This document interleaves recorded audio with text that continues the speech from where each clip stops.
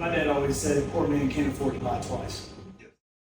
Early this morning, me and Jason going to Jacksonville, Florida. Arkansas. My name is James Nicholas. I'm from Jacksonville, Arkansas. We have TLC Graffix.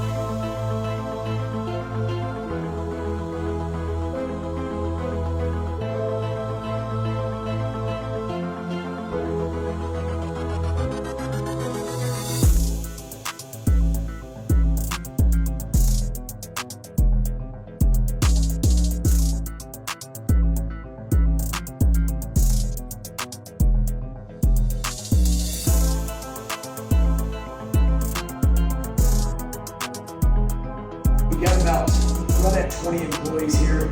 We do everything from screen printing, embroidery, laser engraving, to vehicle wraps, to signs, to just anything promo related, and of course direct to film in-house. Everything is done at our fingertips, so we control all the timetables, time schedules, logistics, and everything else to knowing the output, because everybody's on a time crunch needing their products, and this really helped that. We were Titan Jet for about 3.5 years, 3.5 years.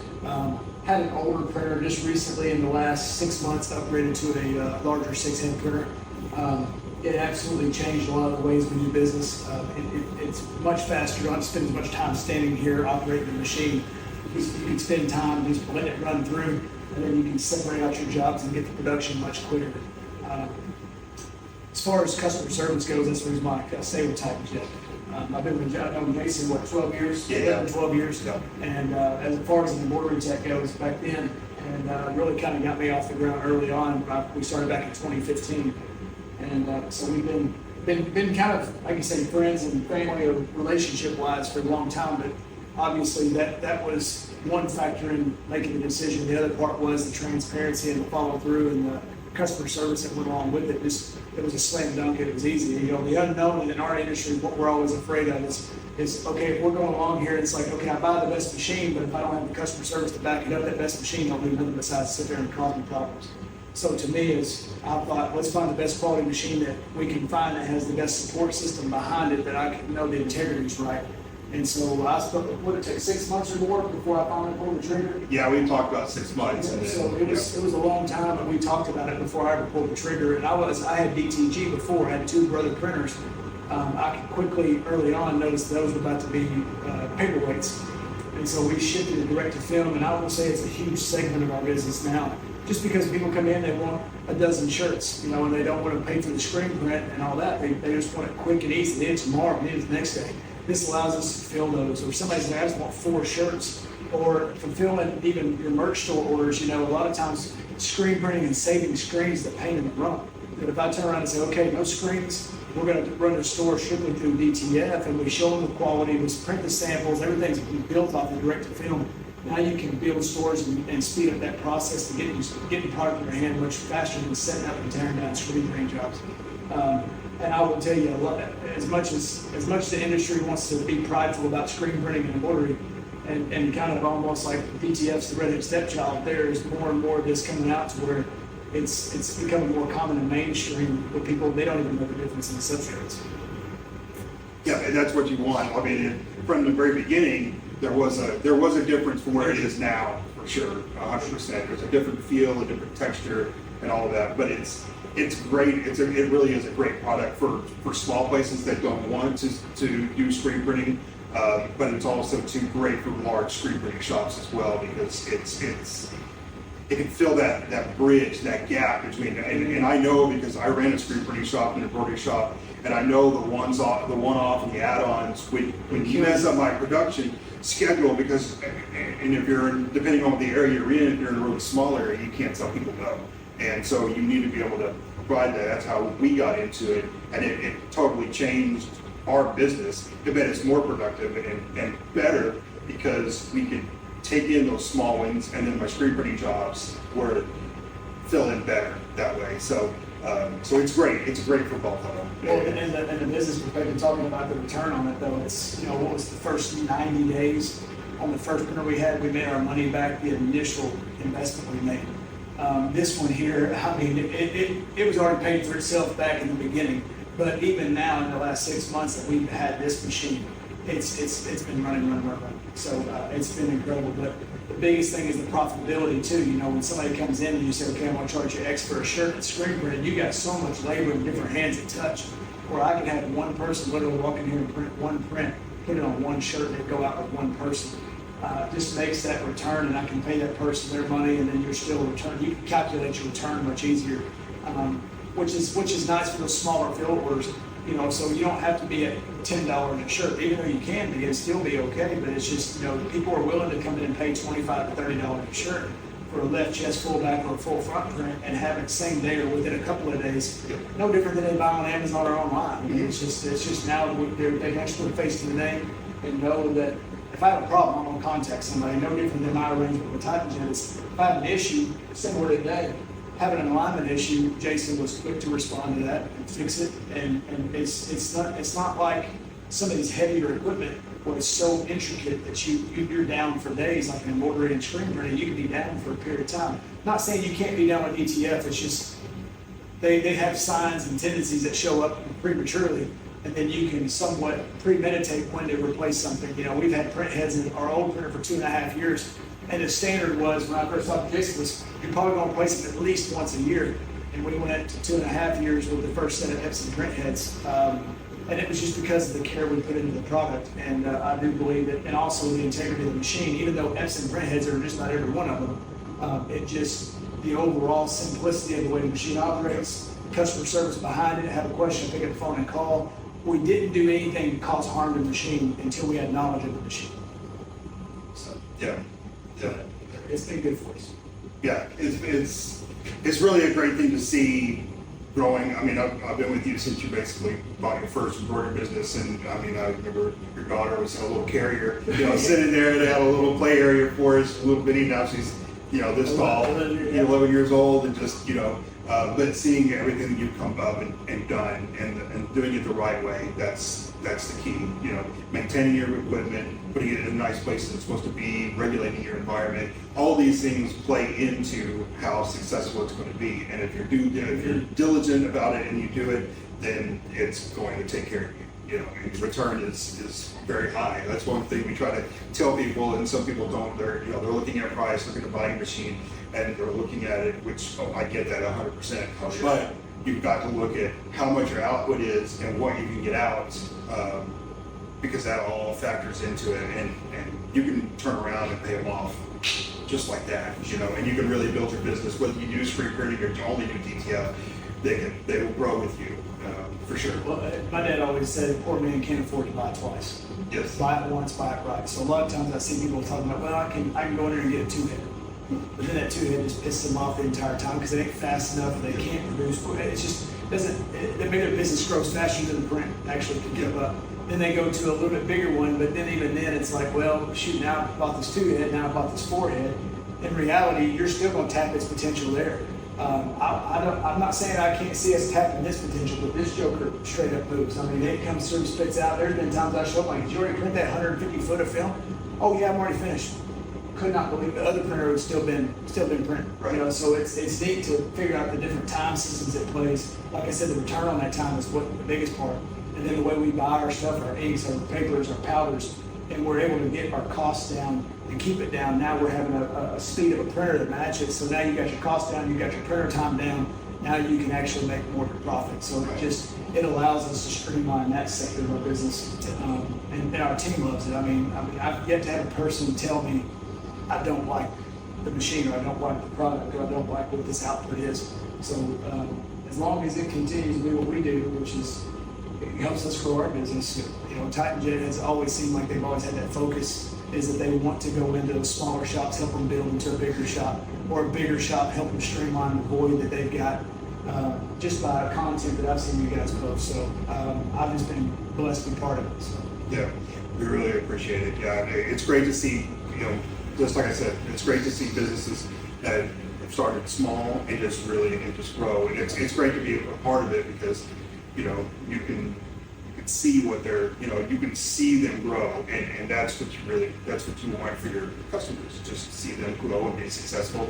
I know what it's like to run, you know, an embroidery screen printing shop, and it's not, you know, they say own your own business. It's great.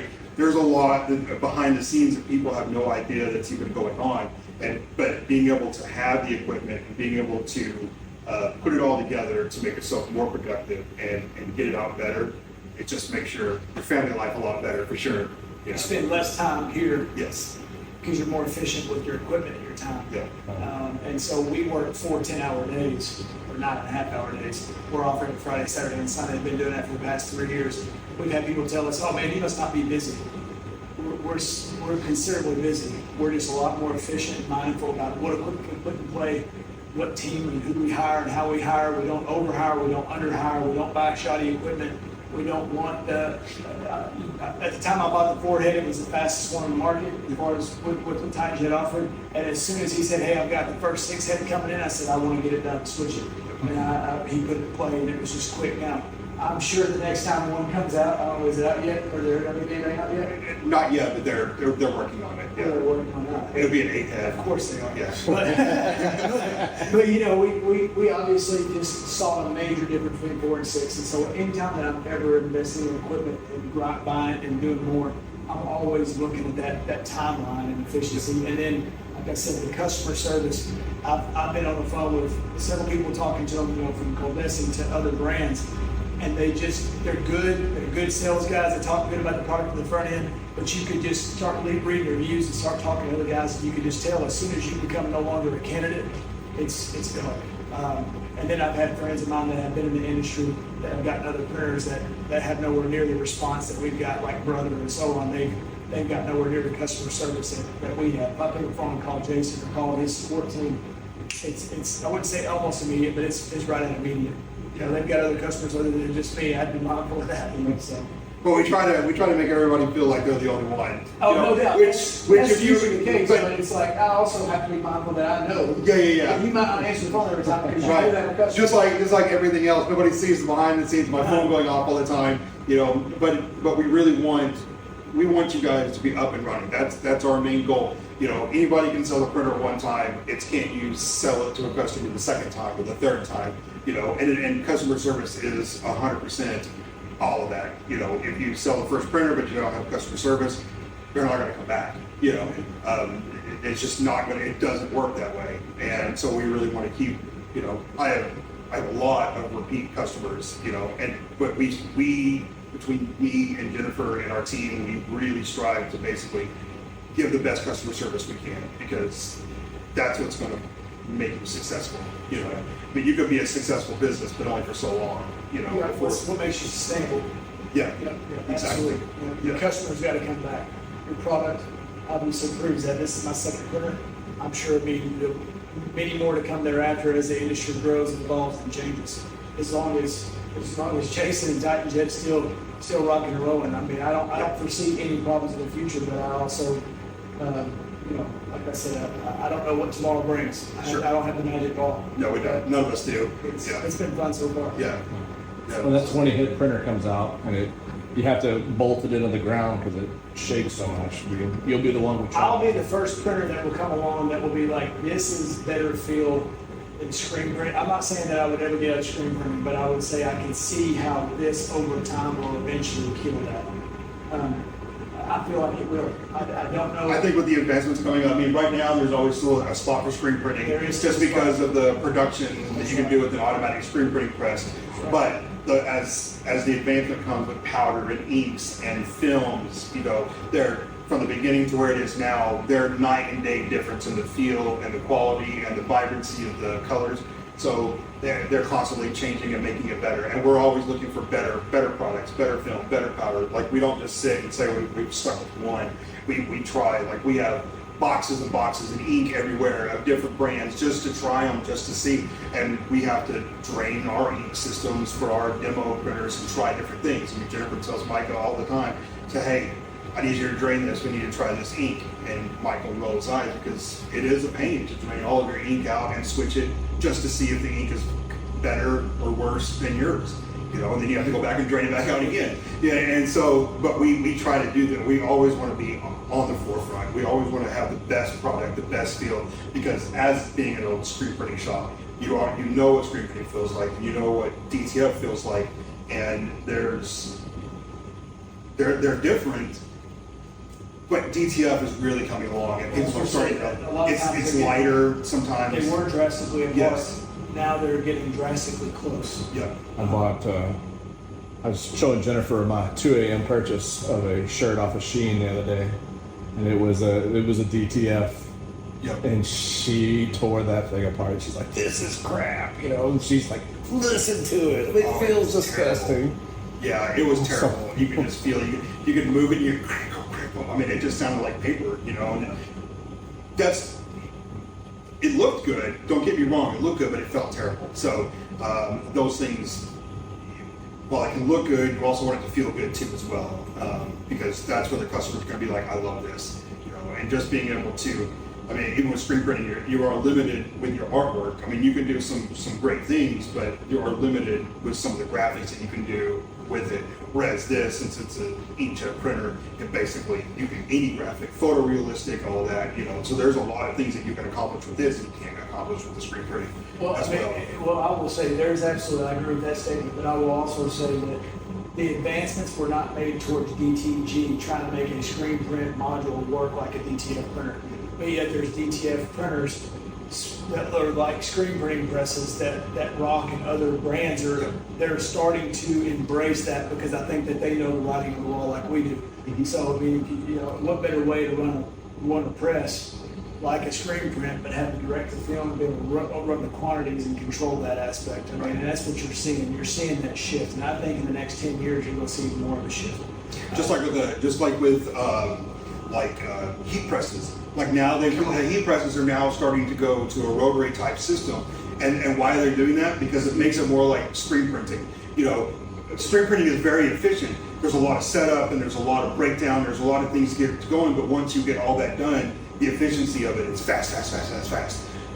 Whereas with this, like, you can have a fast printer, but if you don't have fast enough heat presser, you bottleneck there as well. And so with the advancement of this, now they're starting to get the advancements of the heat presses too. So as this is going on in the next few years, you're going to see big shops with big just heat presses. It looks like a screen printing press, but it'll be just big heat presses where you could have one operator run, you know, 300, 400 shirts an hour by pressing them, whereas you could only do with one heat press maybe 70 shirts an hour. So now you're starting to get into the range of automatic screen printing presses, which is where that's where it's headed and going. So it's exciting to see, and it's exciting to be involved with seeing. I know when I got my first printer, I imported it from China myself, you know, because I was looking for a solution, because on my screen printing side, the one-offs and the add-ons were killing me. And so we were gonna get DTG. We were looking at DTG printers, and I've seen DTGs from the beginning to where they are now. They're a lot better now, but there's a lot of limitations that come with it. And so I even printed some DTG for you. Yes. And it was okay, but it wasn't exactly what you were looking for. right, exactly. And so and we were a production shop, and so doing one shirt, maybe two shirts, depending on the setup that you have for your DTG, is not.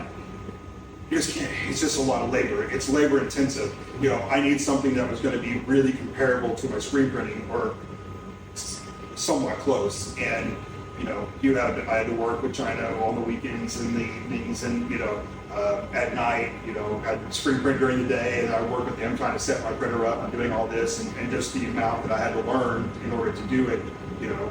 But I wanted to learn it so that I'm knowledgeable enough to be able to fix a problem. And so I'm not going to sell anything that I can't support.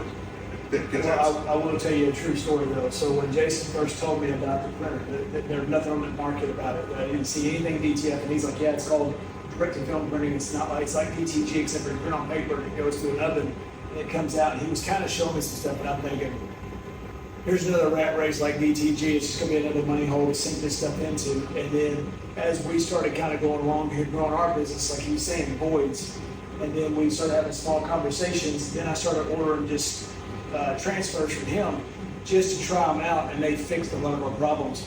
And then we were like, get to the point where I think we were starting to order too much from Jason. Yeah. Jason's like, "Look, man, we either need to figure out a solution for you that will allow somebody to handle your volume, or you need to look into the printer on a real note." And so we sat down and discussed it, and pulled the trigger on it. And like I said, never looked back. And it's been the biggest thing that changed. It changed a lot of the way we do business. I mean, there's times like when we first started, you have 1 or 2 jobs on there. Now we all have 20, 30, 40 jobs on there, where you might have 15 to 20 jobs in screen printing. So like but our screen printing, we stay consistent. The direct-to-film just allows us to fill in all the holes and cracks and masonry holes that the bricks, when they go together, this allows for it to fill in. Yep, for sure. Yeah, it is. Yep. So, okay, awesome. Well, thank you so much for your time. Love the relationship, love the business. Absolutely. Yeah, so. Good.